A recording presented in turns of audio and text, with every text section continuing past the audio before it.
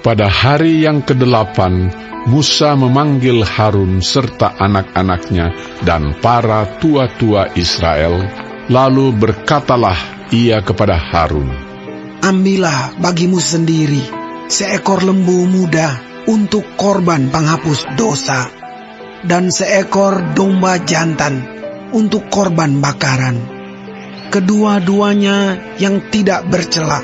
Kemudian persembahkanlah itu di hadapan Tuhan. Dan kepada orang Israel haruslah engkau berkata begini, ambillah seekor kambing jantan untuk korban penghapus dosa, dan seekor anak lembu, dan seekor domba, masing-masing berumur setahun, dan yang tidak bercela untuk korban bakaran. Dan lagi seekor lembu dan seekor domba jantan untuk korban keselamatan, supaya dikorbankan di hadapan Tuhan, dan korban sajian yang diolah dengan minyak, karena pada hari ini Tuhan akan menampakkan diri kepadamu." Kemudian dibawa merekalah apa yang diperintahkan Musa ke kemah pertemuan, lalu mendekatlah segenap umat itu dan berdiri di hadapan Tuhan. Kata Musa, "Inilah firman yang diperintahkan Tuhan kamu perbuat, agar kemuliaan Tuhan tampak kepadamu."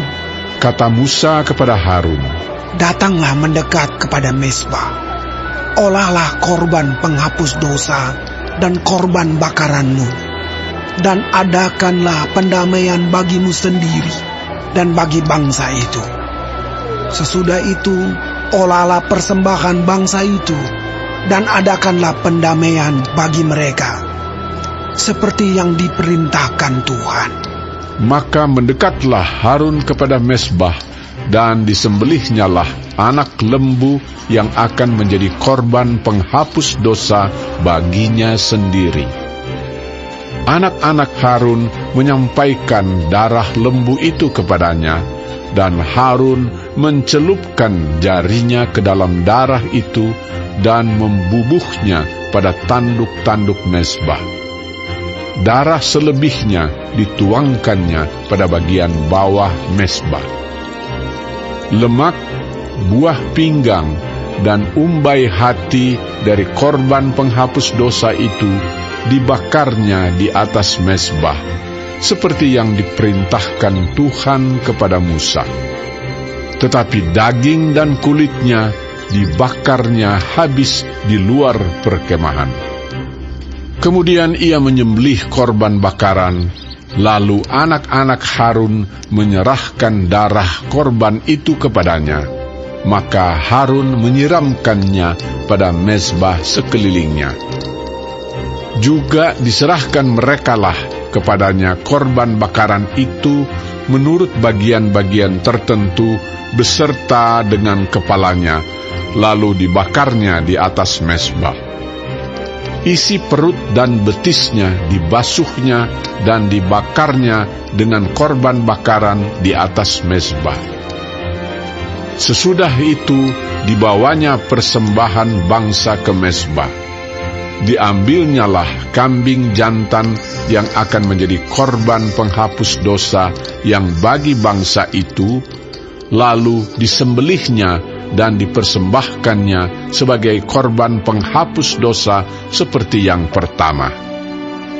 Kemudian dibawanyalah korban bakaran ke mezbah, dan diolahnya sesuai dengan peraturan. Selanjutnya dibawanyalah korban sajian dan diambilnya segenggam daripadanya, lalu dibakarnya di atas mezbah di samping korban bakaran pada waktu pagi. Ia menyembelih juga lembu dan domba jantan yang akan menjadi korban keselamatan bagi bangsa itu. Lalu anak-anak Harun menyerahkan darah korban itu kepadanya, maka Harun menyiramkannya pada mezbah sekelilingnya. Tetapi segala lemak dari lembu dan dari domba jantan itu, yakni ekor yang berlemak, lemak yang menutupi isi perut, buah pinggang dan umbai hati. Segala lemak itu diletakkan mereka di atas dada kedua korban itu, lalu Harun membakar segala lemak itu di atas mezbah.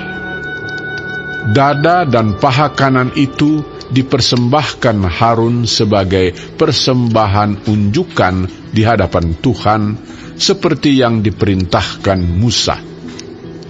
Harun mengangkat kedua tangannya atas bangsa itu, lalu memberkati mereka. Kemudian turunlah ia setelah mempersembahkan korban penghapus dosa, korban bakaran, dan korban keselamatan. Masuklah Musa dan Harun ke dalam kemah pertemuan. Setelah keluar, mereka memberkati bangsa itu, lalu tampaklah kemuliaan Tuhan kepada segenap bangsa itu. Dan keluarlah api dari hadapan Tuhan, lalu menghanguskan korban bakaran dan segala lemak di atas mezbah. Tatkala seluruh bangsa itu melihatnya, bersorak-sorailah mereka, lalu sujud menyembah.